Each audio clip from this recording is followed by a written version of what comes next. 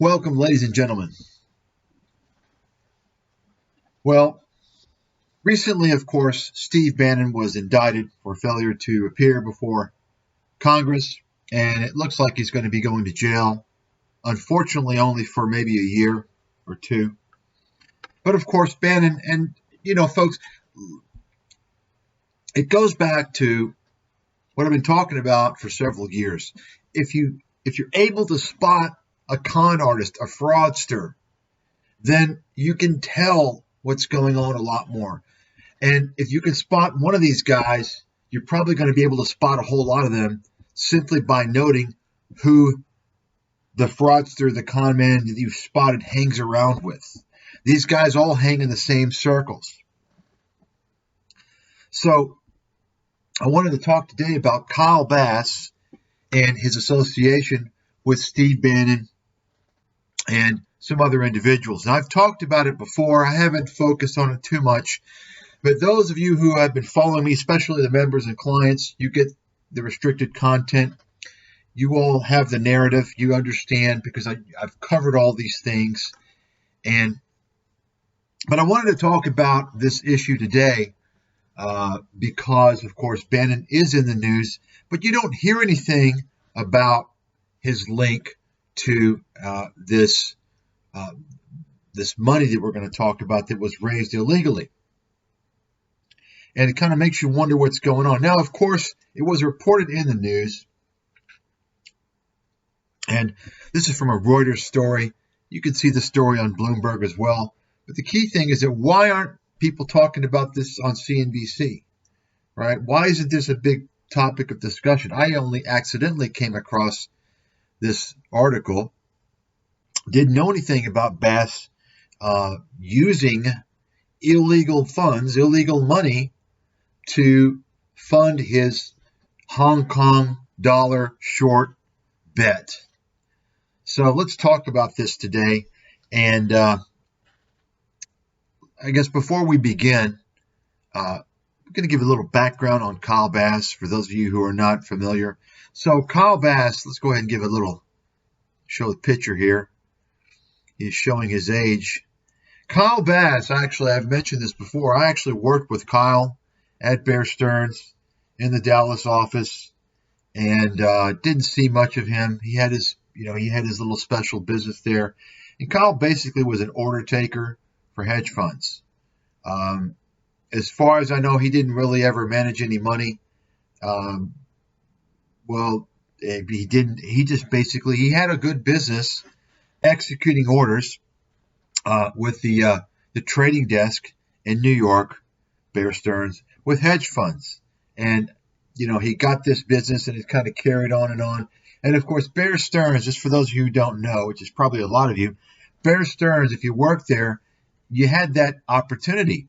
Unlike the other brokerage firms, Bear Stearns was, it was a unique firm. In fact, before I went there, I didn't even know. I had no idea. If I had known, I don't know if I would have gone there, but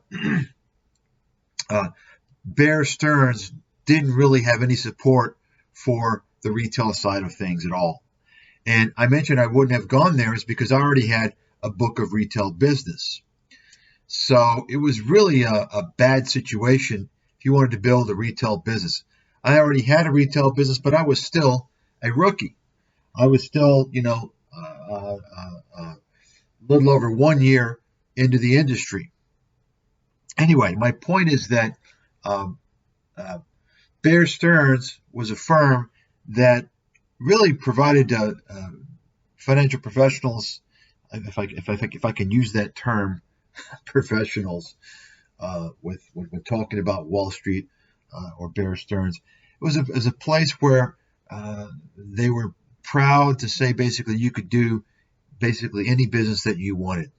There was a way to make money, and of course the assumption, I suppose, was a legal way, although that's not necessarily the case for Bear Stearns. There was a way to make money, then the brokers involved in Bear Stearns were able to do so. And Bear had about 7 or 8 offices domestically and maybe about 11 or 12 internationally. So it was a small outfit, similar to, I guess, to some degree.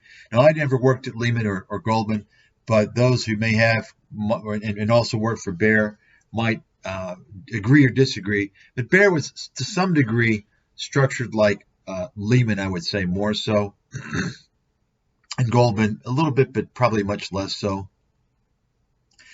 Bear was unique in that it did a lot of business with brokerage companies, hedge fund companies.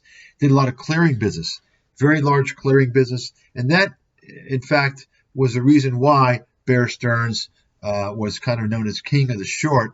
They had a large, the Bear Stearns was responsible for a lot of the short positions in the stock market because they dealt with a lot of hedge funds in their clearing business. So with Bear Stearns, you could do business with hedge funds, even though you were a stockbroker, financial advisor, whatever you want to, whatever term you want to call them, Series 7 licensed individuals, right? You could do business with hedge funds. If you ran across a hedge fund, you say, hey, look, I've got, there's only 400 of us at Bear Stearns that are brokers, and we've got a very easy access to the trading desk.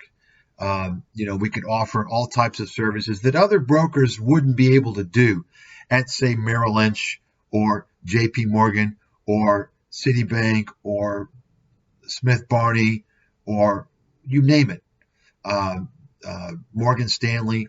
They wouldn't be able to do that type of business unless they were at the very top. They just wouldn't be able to, or if they were, of course, in the investment banking side, they could do some of that business probably. So that was a unique thing about Bear Stearns.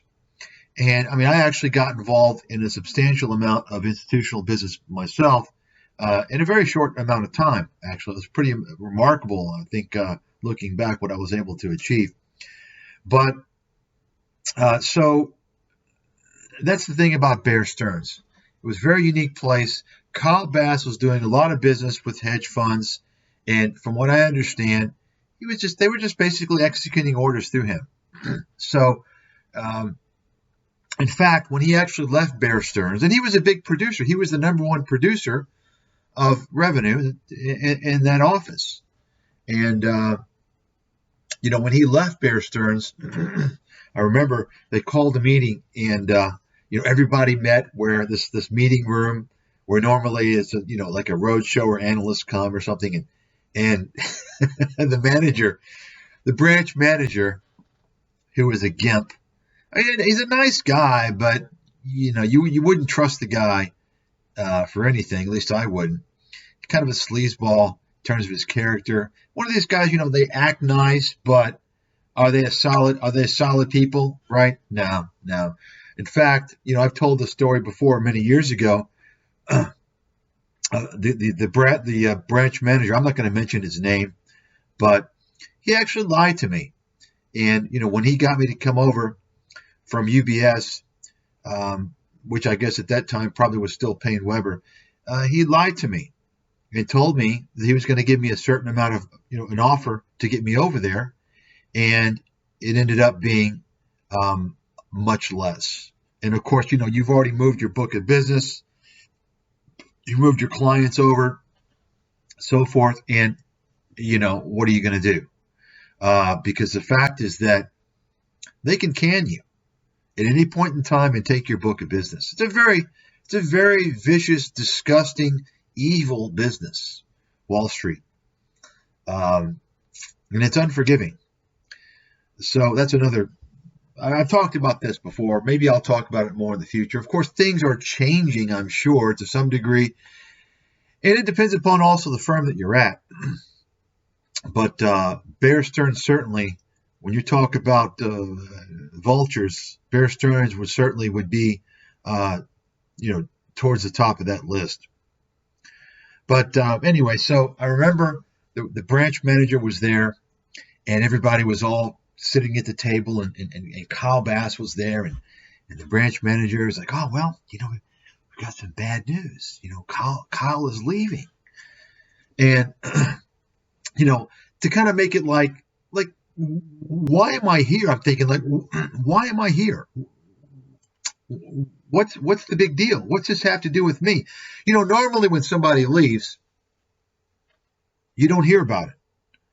You go to work one day and you see that their desk is empty, and you find out that they mysteriously, secretly left the day before or 2 days before. See, that's how it's done in the industry, right?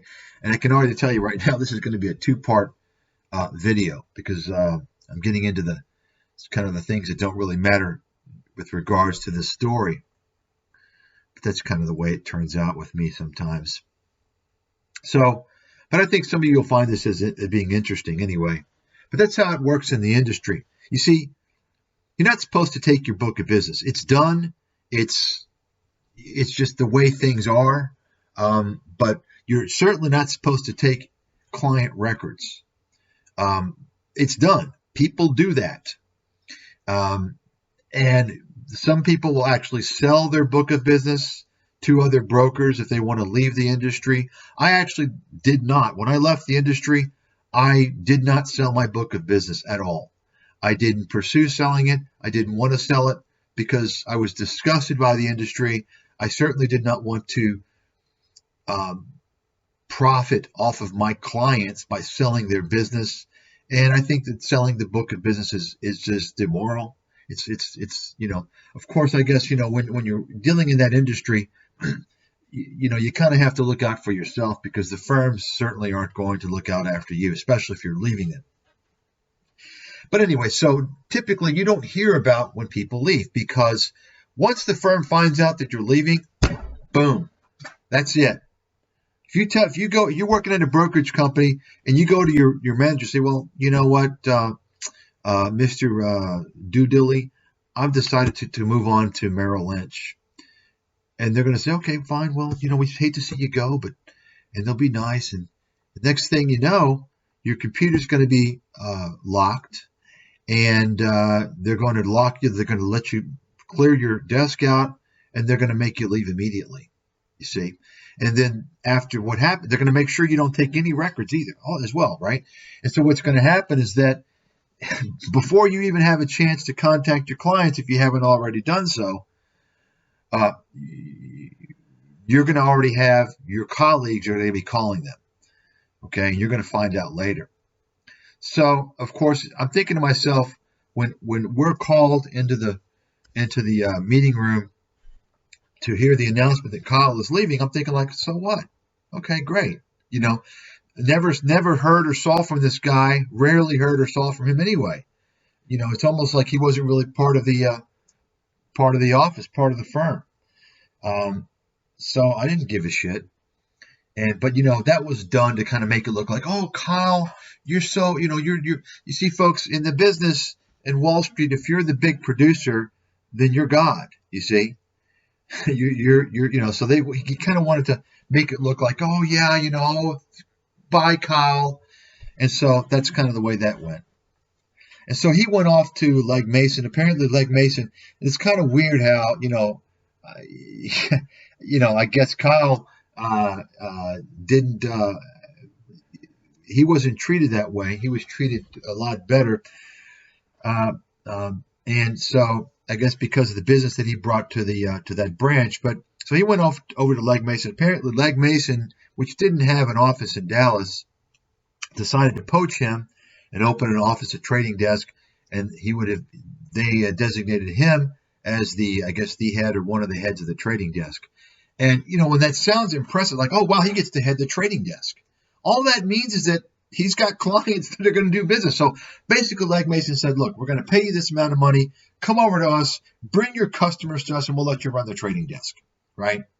And so, of course, that's going to sound a lot better to the customers because, you can ask Kyle about the story. He's probably not going to want to waste time telling anybody about it because, he's more involved in trying to, his next ploy. Now he can snooker people and get him into another one of his failed bets. So, basically you can imagine Kyle's a retail broker. He's just like me and everybody else at that branch, at the firm. He's a stockbroker. He's a financial advisor. I mean, actually, I was a financial advisor. That's how I saw myself, because I got my training, as pathetic as it was, through a financial advisory firm, Payne Weber / UBS, right? Bear Stearns was not really, truly, in my opinion, in the financial advisory business. They didn't have any type of educational support. They didn't have any type of educational resources. They didn't care about that. They're a transaction-driven business, and their money management pretty much sucked. So the third-party money management and also in-house money management. So they really weren't geared towards that. So Kyle Bass was a stockbroker. Call him whatever you want, but you can imagine he's got all this business with these hedge funds. And the story goes, basically he went over to Europe for a wedding from a friend or something like that. And at that wedding, apparently, I guess maybe the friend was a hedge fund manager or a friend of somebody. There were several or a few maybe hedge fund managers, and he got in the door that way. And then it kind of snowballed, and he got a lot of business. But he was a salesman. That's what he was, a salesman. Now, he had a partner. I can't remember his name. I think it was Fitzpatrick or something, which I don't think he went with his hedge fund when he started his hedge fund. I don't know the story about that. But now his partner, I think, might have had a little more respect because he had training. He had formal training through a CFA. And I think maybe he kind of used him to kind of say, hey, we kind of have an idea what's going on. But the bottom line was that they were salesmen. That's what they were. In fact, I'm willing to bet I did a lot more securities analysis when I was at Bear Stearns during that period when I was there, at least, than Kyle Bass did. That's just my own opinion. But anyway, so the point is that that's the industry. That's how it works. And so when Kyle Bass, which, by the way, something didn't work out with the Legg Mason deal, and I think that whole office was scrapped after 1 or 2 years. And that's what I think made him go and start his hedge fund. And so I'm giving you this background, I think just because it's maybe interesting to some people, but also just to kind of emphasize it, who Kyle Bass was. Kyle Bass wasn't, he didn't come from one of these big funds and, he's from such and such fund. He learned this and this and this. Now, Kyle Bass is a stockbroker, which is fine. There's nothing wrong with that. But to go from a stockbroker, a salesman, to some so-called visionary, and of course, that was how he was hailed after the subprime collapse, especially due to Michael Lewis, the scam artist moron, who portrayed the events of the financial crisis very inaccurately, a complete fraudster as far as I'm concerned, writing fictional books. And I'll go ahead and mention it once again, folks.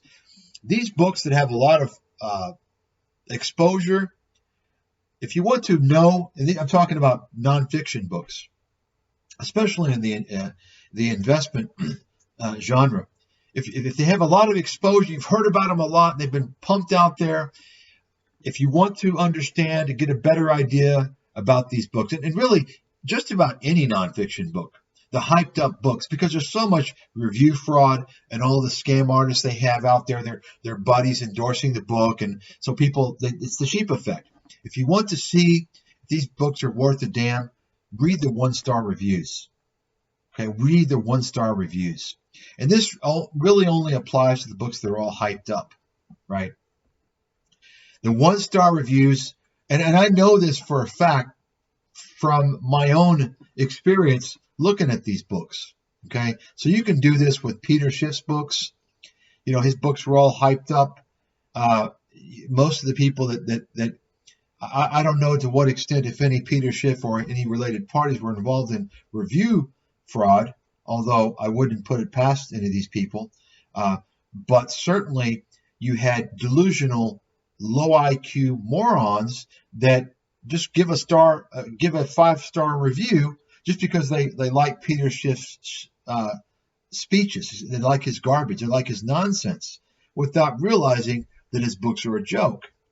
So, you have that situation going on. And of course, you're going to have the situation going on with respect to Michael Lewis, his books, his movies, and so forth. But read the one-star reviews, okay, of the books of these people, and you'll understand the reality. Okay. Same thing with the fraudster Tim Ferriss, who I'm going to be dedicating a lot of time and energy to expose here in the future. I've kind of come out a little bit here and there. I'll do it more in the future. But my point is that, of course, after Michael Lewis, his fictional portrayal hyped up Bass, of course, Bass is seen as this visionary. In reality, he's a salesman, a stockbroker salesman who made a bet. He gambled. He didn't predict the financial crisis. Kyle Bass, you did not predict the financial crisis. That is a fact. Kyle, you know who I am, Mike Stathis. Okay, we ran into each other. We had a few discussions after the financial crisis. As you know, you didn't predict it. You didn't. You bet on the financial crisis happening. Yes, you made a bet, but you didn't predict it. I predicted it. That's a fact. In fact, I'm the only person truly who really predicted the financial crisis. I've talked about that before.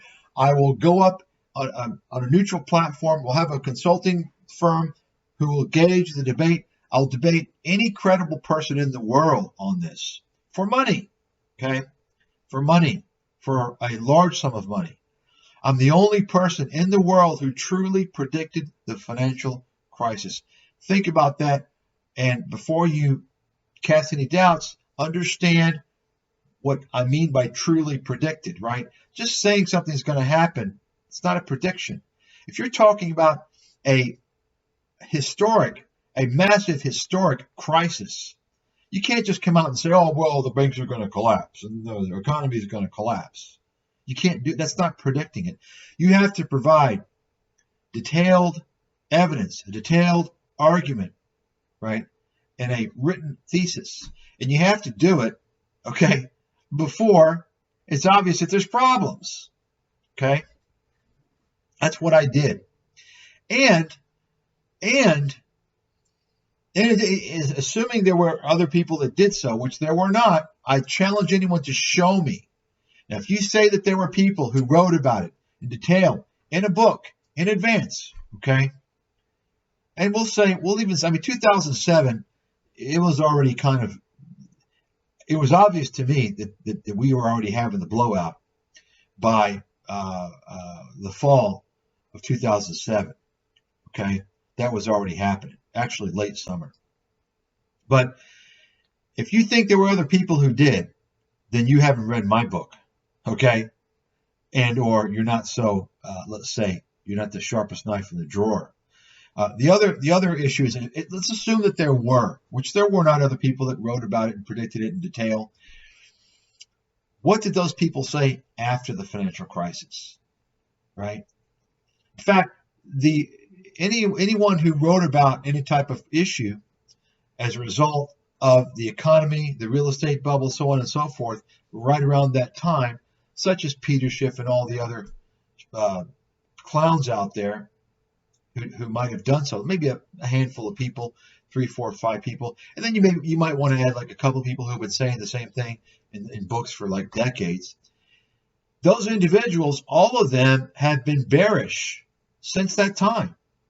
That's right. They've been broken clocks. I'm the only person who wrote anything about the collapse, who predicted it, who actually got people back into the stock market and have been bullish ever since that time. And you know why, folks? Because I'm a real analyst. I'm a legitimate world-class strategist and analyst. I'm not guys like Peter Schiff and Jim. These guys are Jim Rickards and Jim Rogers. These guys are marketing sales guys. They're broken clocks. They're clowns. Now, when it goes to fund managers, folks, anybody can make a bet, okay? And if that bet fails, no one's going to know about it. You understand that, right? Who do you think found out about Kyle Bass and his subprime collapse. And by the way, these guys didn't short Fannie and Freddie. I recommended people to short not only the subprimes, the banks, and the home builders, and Fannie and Freddie. I wrote it in a book. You can't hide that. You can't erase that once you put it out there. But if you make a bad bet as a fund manager, you just don't tell anybody, and no one finds out. You see? That's what happens. Kyle Bass, if he had made a bad bet, then the media may have not found out about it. Well, actually, they would have never found out about it because he was a nobody, right? This is why now the media is finding out about his bad bets, because he's already in the spotlight, you see. In addition, if you make a bad bet as a fund manager, you can get out of the trade. You can hedge it, right? But if you write it in a book, you can't get out of it. So let me move on now, and I'm gonna end this intro video here by giving you a refresher on Kyle Bass. I talked about where he came from, and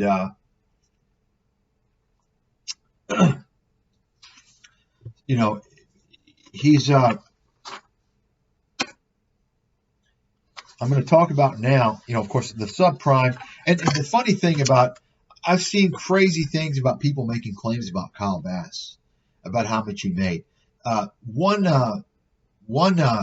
copywriting shyster, John Malden, in fact, did an interview, which I exposed, I showed somewhere, talking about how he said Kyle Bass made billions off the subprimes. No, he didn't. No, he didn't, Malden. You're a liar, man. Why are you lying? And you see this thing, you see people out there floating all this nonsense about anybody who has anything kind of a negative stance or profited from some type of a negative thing from the U.S. economy. And you specifically see that because you got these gold pumpers and that whole gold circuit, right? People talk about Doug Casey's made billions. What? Doug Casey's a failure. He's an investment failure. Think about it. Doug Casey claims to be so rich and wealthy and has all this and that and made all this. He's like near death. He's like, what, 75? Why the fuck is he still working? I mean, I'm basically semi-retired. And I only worked for, 15 years before I basically went semi-retirement? I mean, what?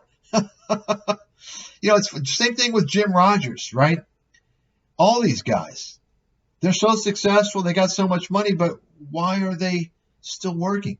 Folks, the reason why I've talked about this before is because Jim Rogers, he makes his money off of perception and marketing and bullshit, blabbering his mouth. That's what gets him the paid speaking gigs at all these gold bug conferences.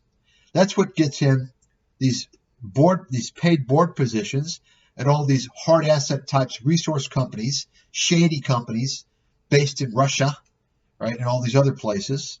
You understand, folks? That's how it works.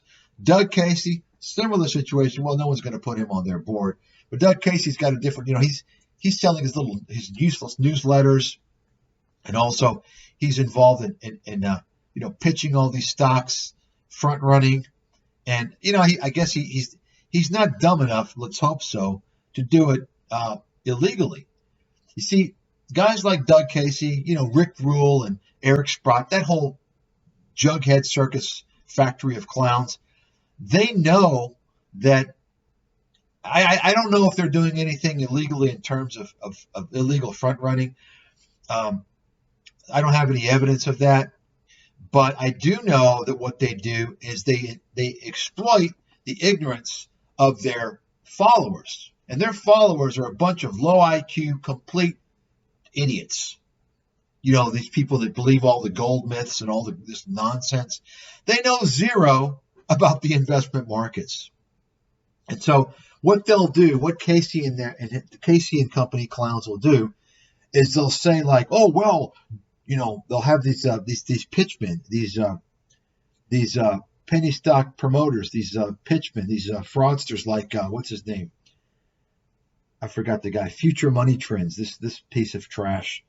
The guy that used to shill and work for uh, Jonathan Ledbetter, the National Inflation Association scam.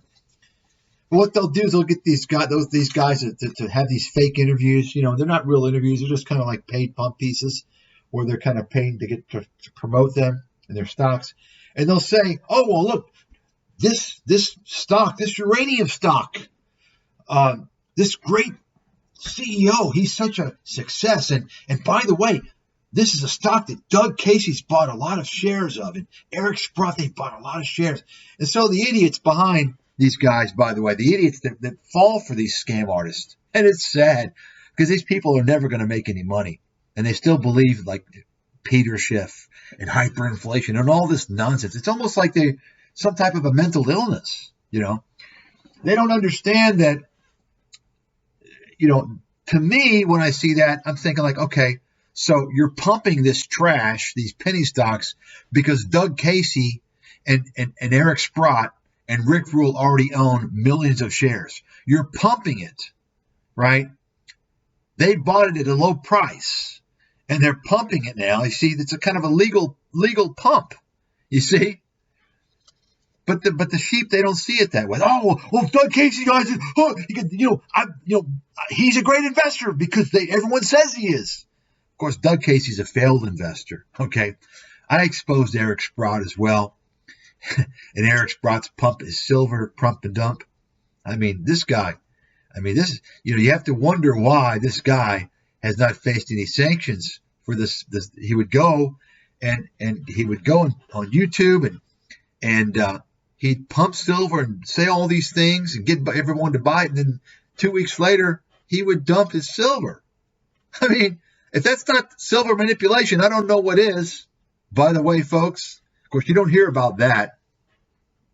But anyway, so, Kyle Bass, of course, after his subprime success, he became a star gradually. It wasn't instant, but, kind of as the European sovereign debt crisis was unraveling, that's when he really got a lot of attention. And of course, he made some bets against countries, Greece, some others, I believe. But really, he didn't really have a whole lot of success after 2008. And so he had, he actually made a lot more risky bets. And that's what these guys in the hedge fund industry do. You have to understand, if you want to make money in the hedge fund industry, you need to make big bets. Okay? Usually. There's exceptions I'll get to here in a second. But if you're in a small fund, you want to make a big bet, especially if you're a nobody. If you're off the radar, you're a new fund, you want to make a big bet and win. If you don't win, well, nobody knows. So what? Okay. You just, no one knows that you blew it. You can just go and raise more money on the side, and they're not going to know that you blew it, right? You don't have to report your returns. Kyle Bass does not report his returns. He only reports them apparently when he does well. So he hasn't reported his returns for many years. So what these guys do is they want to make big bets for two reasons. The early guys, the young guys, the new funds, they want to make big bets so they can get in the media. Oh, God, he's efficient. Oh, he's so great. Right? And so they get all the money coming to them. The established guys, they also want to make some big bets because, remember, it's the 20% carry. They get 20% of the profits beyond the benchmark. And I've talked about this many times, the hedge fund benchmarking. It's a scam. Most of the benchmark for hedge funds is the S&P 500, which is a scam. It's a fraud.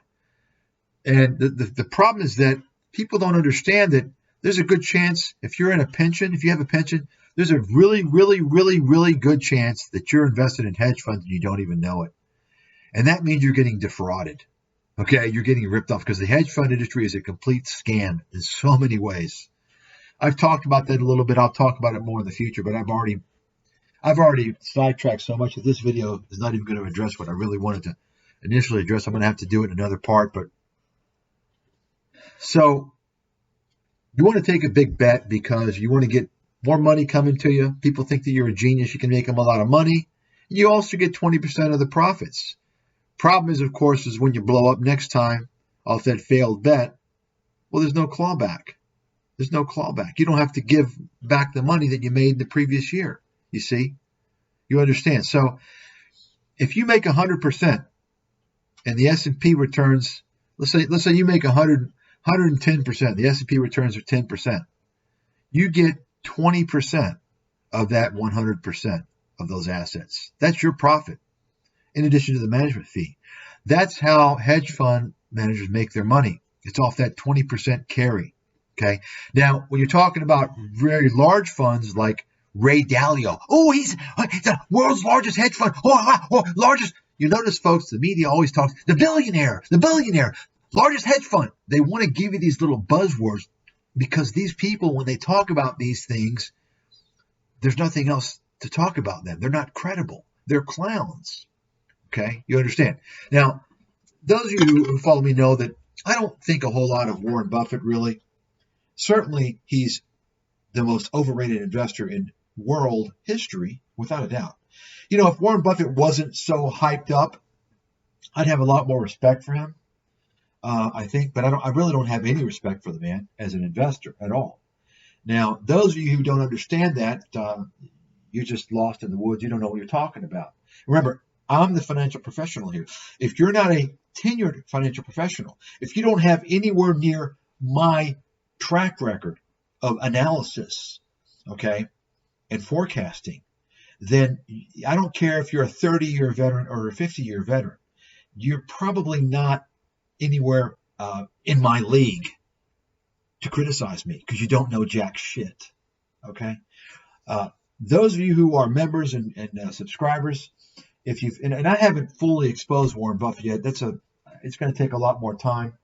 Hopefully, I'm going to be able to do it before he croaks, because I don't want to be seen as kind of an evil person to trash him after he croaks. That's not the intent. It just takes a while. I'm very busy.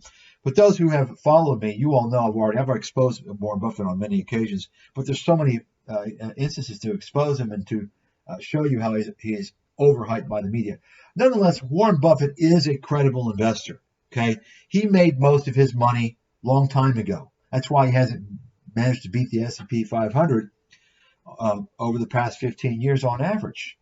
Even though he's window dressed his Berkshire Hathaway, he's got all these guys in there loading it up with tech stocks, which of course he's always told everyone he doesn't understand tech. He doesn't want to have tech, but he's gotten desperate. But he still can't beat the S&P 500, right? Even though actually the benchmark for Buffett shouldn't be the S&P 500. Why?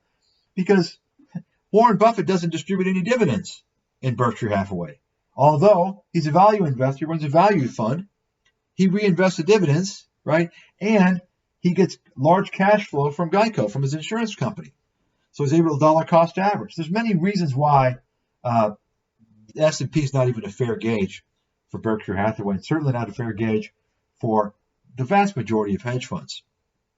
I'll go into all these points at some point another time. But my point is that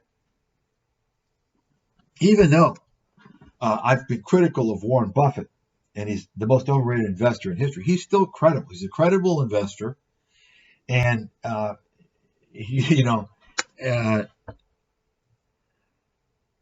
the Superman status that he's been afforded by the media, of course, makes certain that he's not criticized. You can criticize Warren Buffett for missing the financial crisis, which he did absolutely. Berkshire Hathaway lost $30 billion. Warren Buffett, I've argued that he engaged in illegal activity, insider trading, through his discussions that he had with the U.S. Treasury, that he got involved with investments in Goldman Sachs, sweet deals in Goldman Sachs, General Electric, several other companies that were bailed out later on. And when Warren Buffett was part of convincing Americans to provide some type of support for the bailout so that they would not vote against their congressman, right? That was the whole deal. If you remember, back in 2008, congressmen were afraid that they wouldn't win a a second term or another term if they voted for the bailout. So part of the campaign by the Washington, Warren Buffett was involved in going on TV and telling everyone that we needed the bailout, right? And of course, Warren during that time or before that time, he never told people that he had already taken stakes in companies that were going to receive that taxpayer money. So you tell me that's not fraud. You tell me that's not fraud. Of course, Regen, Warren Buffett's insurance scam that he was called before to testify before Congress before the financial crisis a few years before, and then that kind of silently disappeared, faded. So there's many other things I could talk about Warren Buffett, but the bottom line, folks, it's kind of like for me to criticize Wall Street. I'm in a position where I can criticize Wall Street. And if I say Wall Street research is garbage, then that's different than some Joe Schmo off the street who hasn't worked in the financial industry, who doesn't know jack shit. For him to say Wall Street research is garbage, well, that's just not really valid. He's not legitimate enough to even criticize Wall Street research, you see. So anyway, getting back to Kyle Bass, let me just kind of remind everyone that as he had failures after the financial crisis,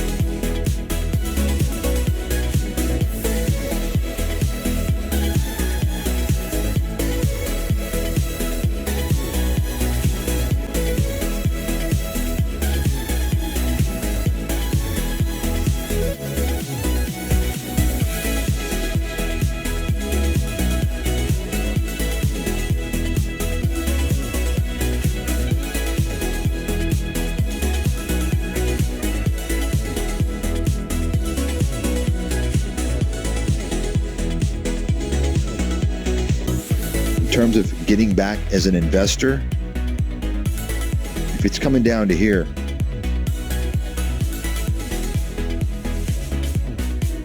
almost irrespective of what's going on, I have to believe. If I have to make a call in advance, and of course I can change depending on what happens, but I have to believe this is where you want to start doing that 18, 17, around there.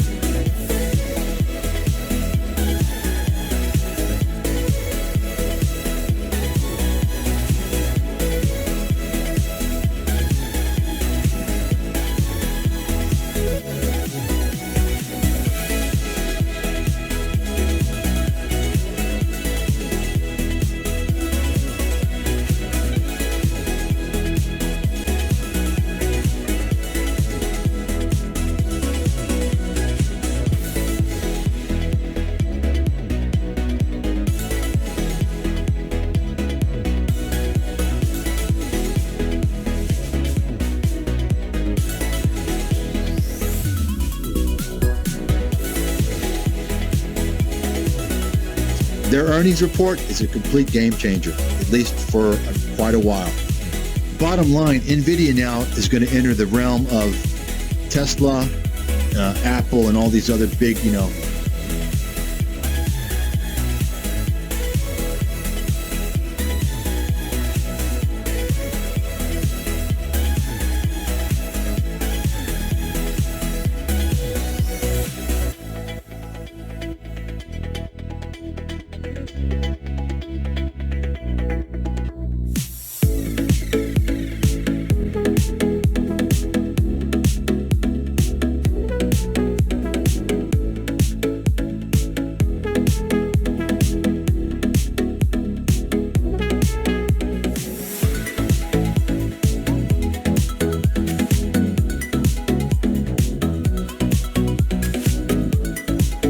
I mean, listen, NVIDIA can come down to 150, come down to $100. If you don't think it's possible, then you don't understand how the market works.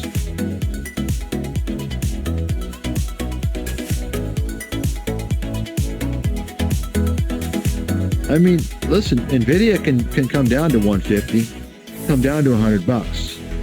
If you don't think it's possible, then you don't understand how the market works.